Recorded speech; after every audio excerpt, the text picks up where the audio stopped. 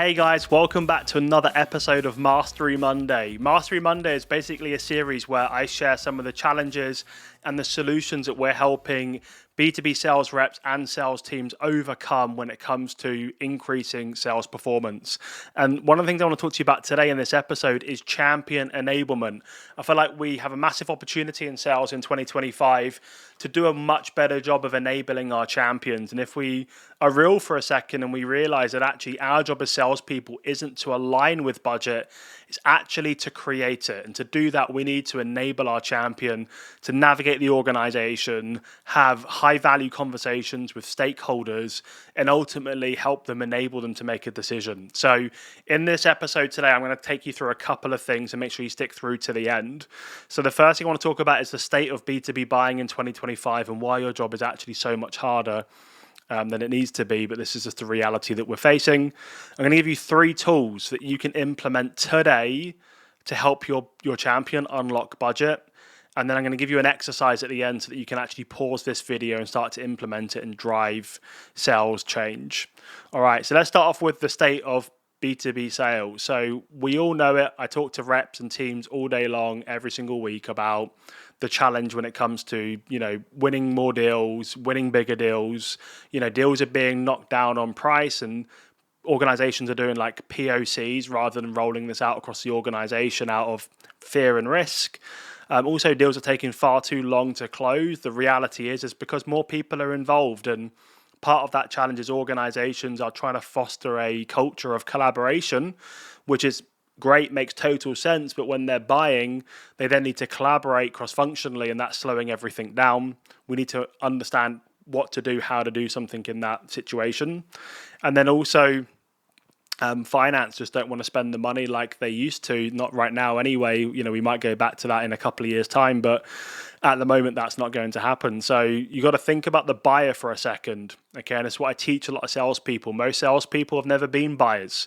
I'm lucky that I've been on both sides as a seller and a VP of sales a couple of times.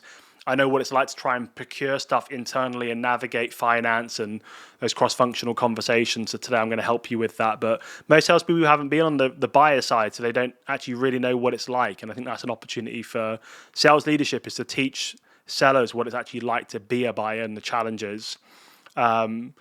But yeah, so think about it. You got risk-averse buyers. Gartner put out last year, 60% of B2B buyers that were interviewed and surveyed suffer with buyer's remorse, because salespeople do a really good job of making things look really great, and then when the prospect finally gets their hand on it, it's completely different, right? And then what happens is they're sat in their office, and the CFO pops their head in 6 months later and says, "Hey, how are you getting on with that technology? Have we realized the value? Have we got the ROI that sales rep promised?" And the buyer's now got egg on their face. So when you're prospecting people, your prospects are putting up their guard. They're keeping you at arm's length because they don't trust us, and they've got a point not to trust us. Unfortunately, a lot of salespeople haven't done us any favors. So that's a challenge you're facing with, and you need to think about that when you're outbounding and running a sales process. They're risk averse. A lot of your champions, if you think about them by definition, they're trying to grow their career. If you're selling to the VP of HR, they probably want to be a chief people officer one day, or CHRO. They're never going to get there by making loads of mistakes when it comes to purchasing technology or services or working with vendors. So one of the things they're thinking about is this going to get me fired? Is this going to lose internal reputation? So again, I need to enable them to feel confident and go and have that conversation. And today I'm going to give you some tools to do that. Okay. So just think, before you're trying to overcome like typical sales challenges, start with the buyer. Their world is so different now. It's far more complex. More people are getting involved, less money flowing around. They've got a career they're trying to build. They know that 1 or 2 big mistakes could really impact that. We now need to align with that from a sales perspective, okay? So let's talk about some solutions. So I've got 3 things I'm going to take us through today. One thing I want to talk about is just like overall clarity. I want to talk to you about decks, because I think they can be fantastic tools when used correctly to give to your champion to go and have conversations when you're not present, which, let's be real, that's in most cases. And then I want to talk to you about decision enablement. We actually can enable decisions. We just need to enable our champion to go and enable others to agree that this is the right thing to do. So let me give you some examples today, okay? So the first thing I want to think to you about is clarity. So your champion needs, I've just got some notes here, they need a simple, compelling story. So I talk about the value story all of the time, and I've got like little frameworks to help you build value stories. But if they can't easily go and tell your value story throughout the organization, what they'll end up doing is telling their own version of it, and it's usually a lot of features and capabilities, not business outcomes. And I say this all the time, and you're probably sick of me hearing me saying it, and you're probably your boss as well, but the reality is nobody buys features and functions, they buy outcomes. And if this doesn't scream value to the business, it's just going to get parked. So clarity is so important, and we're going to kind of help you build some of that stuff today. So here's a really quick example, right, around that framing on that value story. So I just kind of used this example here. So ideally, what I want my champion to walk into a stakeholder meeting and say something like this. So right now, our reporting process takes far too long. It takes about 3 days every single month to pull those reports. It's very manual, it's extremely error prone, and nobody really trusts the numbers at the end. If we implement this solution, we can actually automate not only 80% of the process, but we can also reduce the errors and give our leadership real-time visibility into those metrics. It will free up a huge amount of time and remove friction from critical processes. Like imagine like that story, like, and you'd put a lot more meat on the bone, but we're talking about the painful process in their before state, so their current state, where are they today? We're talking about a bit of the process and some of the risk involved and lack of confidence. And then we're talking about the positive way that we can do it moving forward. It's going to automate 80% of that. It's going to remove all of those errors. It's going to give our leadership and our key stakeholders real-time visibility so they can make fast, data-driven decisions confidently. It's going to help us free up, and remove friction from the process. So clarity, just make it really easy for your prospect, your champion, to go and tell your value story internally. If you don't do that as a salesperson, unfortunately, they're going to do it, and probably not in a very good way. You're the best salesperson, not your champion. Okay, cool. So clarity. Let's talk about decks. Like clarity is important in here as well, but let's talk about the deck, for example. So I want you to give them like a 3-5 slide deck that really frames not only the problem, but more specifically calls out the enemy. And when I say the enemy, I'm talking about the root cause. So let's take my world. So the problem is a lot of sales organizations are missing their number. Salesforce found 84% of reps miss quota, which is significantly up from the year before. Now, that's not the problem. It's a problem, but it's not the problem to solve. My point of view is that nobody gets a degree in B2B sales, and most organizations don't do a good enough job of equipping their reps with major skills that they need to go and hit their number. So the enemy for me is skill gaps. If I can overcome that enemy, help salespeople overcome that enemy, they can go and build a great career. So my pitch deck needs to feature that, and it does. And when we present it to our champion and then they go and present it to other stakeholders, they immediately get the connection between no one gets a degree in B2B sales. We've got major skill gaps. The way that buying has changed and it's harder. So we need those skills to be able to help our sellers, right? It's really important. So problem statement, root cause, which calls out the enemy. That's the stuff that you're going to solve for. Okay. And then what we want to do is have some differentiation kind of sprinkled in on some of those slides around how you solve the problem, how you solve it better or differently than anybody else. And a big part is, what is your evidence? What proof do you have of solving that problem? And how can you get somebody from their before state to the after state, and what would good look like? And that's going to excite people. That can create some urgency when you clearly articulate the value that your business offers to their business. People will want to move fast. We have to help them see why they should move fast. Sometimes we just need to spell it out for them. And the deck really helps them do that internally if we're not going to be present. Okay. All right. So the third tool before we get into an exercise is decision enablement. Okay, so we talk a lot about champion enablement, but we need to enable the decision maker, the economic buyer, to make that decision, okay?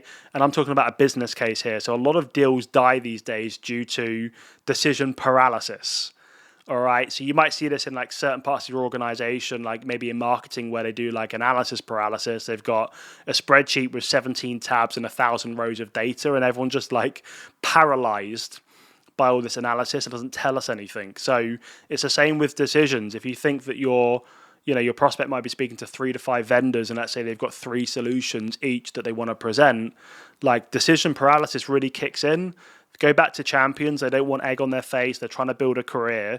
So if we're putting all of these different options in front of them, we're paralyzing them. We're making it really hard to make that decision. It's too confusing. So make it crystal clear. I've got a little framework I'm going to give you right now that you can use in a business case template. Again, if you want some more of this content, reach out. I've got like hundreds and hundreds of lessons on some of this stuff. But also what I find is they lack outcomes, right? So in those pitch decks, they're great like from a capability perspective, but they lack outcomes and evidence. So here's a really clean business case template that you can use, okay? So headline. And think about this like from a marketing perspective, okay? When marketing write copy for their blog, their newsletter, for their website, their primary goal is to continuously sell you reading the copy, right? So the good first line, good on the second line, sell you on the third line, get you to keep reading. It's the same here. Economic buyers' attention spans are down. Google average attention span for an executive in 2025 is like 8.25 seconds, down from 12 seconds a couple of years ago. So it's getting worse. Things like TikTok, Instagram, it's, we just don't have the patience anymore. Our attention spans are so short. So you got to make sure that you scream value fast. So at the beginning of your business case, at the top, headline, feature the cost of inaction, and also some kind of call to action. So mine could be recover 750K in lost revenue by implementing the sales university. Okay, really, really simple. That's going to grab someone's attention. What is it? What's the cost? Like 750K, that's a lot of money to a small business. How do we solve it? The sales university. I'm intrigued now. Tell me more. Next thing is a problem statement. So we want to expand on the problem around that cost of, the cost of our problem at 750K.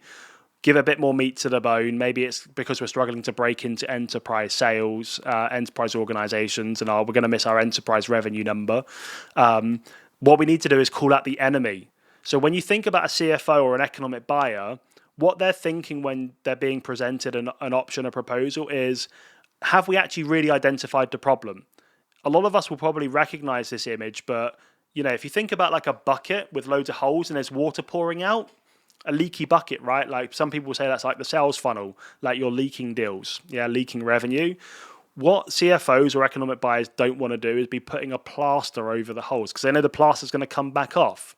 So if we don't really clearly articulate in our business case, in that kind of narrative document, the root cause, the enemy, then they might not have the confidence that actually this is the right solution to invest a lot of money in. So they might actually reject it and ask them to go and keep exploring options and a different way of solving the problem. So you get one shot with these guys. You've got to put your best foot forward. So problem statement, root cause analysis. What's the enemy? Do we have any evidence that this is actually the problem? So for me, that's going to be skill gaps. Nobody gets a degree in B2B sales.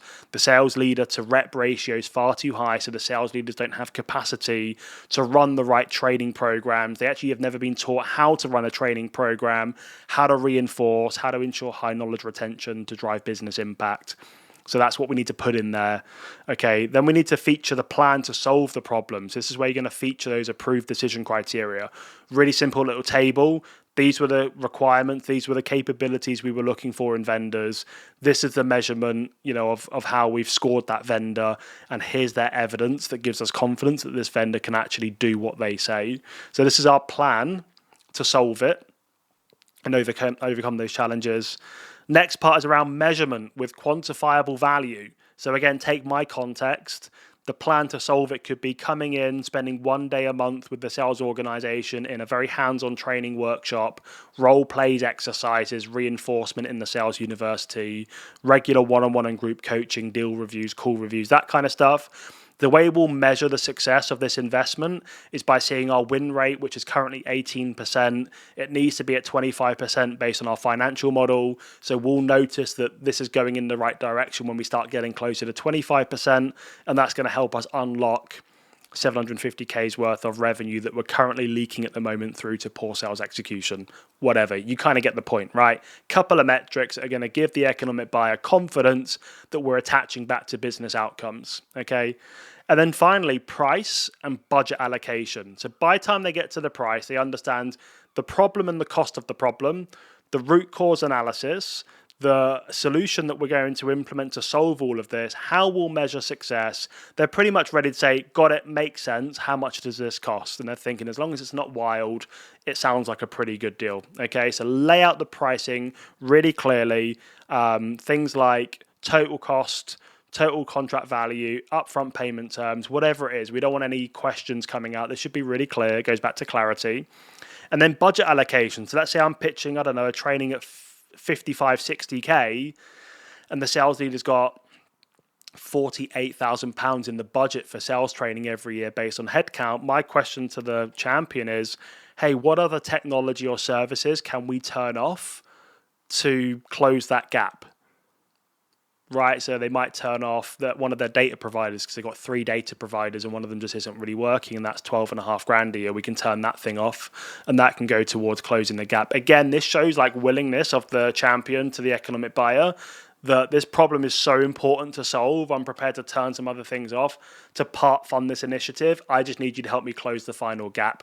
Can I make that request? Okay, super, super simple. So going back to clarity, like just being crystal clear on the story, the narrative, that value story that you want your champion to walk the corridors of their organization and tell. What content can I give them? So decks, 3-5 pages, really clearly frames the problem before state, after state, and shows some of those kind of capabilities that you're going to help them implement. And then decision enablement. How can I have 1 or 2 pages that my champion can throw up on screen in front of an economic buyer or a group of stakeholders and get, agreement that this is the right thing to do and get that budget approval. Cool. So I said I'd leave you with an exercise today, which I try to do in most cases. So what I want you to do is grab your team, get around the whiteboard and pick one of these tools. Let's just say, I don't know, the pitch deck, the 3-5 slides. Collaborate and work together as a team on what those slides should look like. Okay, and if you need any help with this, reach out happily. I'll join the workshop virtually or in person, or I can kind of give you some pointers. And then if you can, bring in your internal buyer. So let's say, for example, I sold HR software again to the VP of HR. If your organization has a VP of HR or a chief people officer or a HR director or whatever it is, bring them into the workshop. Because just because they work at a HR tech company doesn't mean they don't buy HR tech. They probably buy loads of HR software and services and work with vendors, right? They're a perfect person for you to kind of run this by. It's one of my favorite prospecting tips. Like if I want to send a cold email, I'm going to send it to my internal buyer first and be like, hey, if you received this as a VP of HR, how would you respond? Would it resonate with you? Is it too long? Is it too short? Is it clear? Is it too clever? Whatever. Would you like this call to action? Would you rather some content first? Give me some feedback.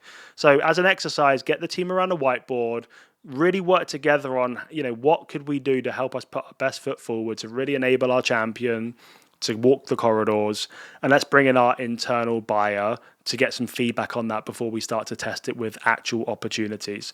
Cool. All right, guys, a little bit longer of an episode here today, but I wanted to get into something that's super tactical that you guys can literally finish up with listening to this right now and go and implement.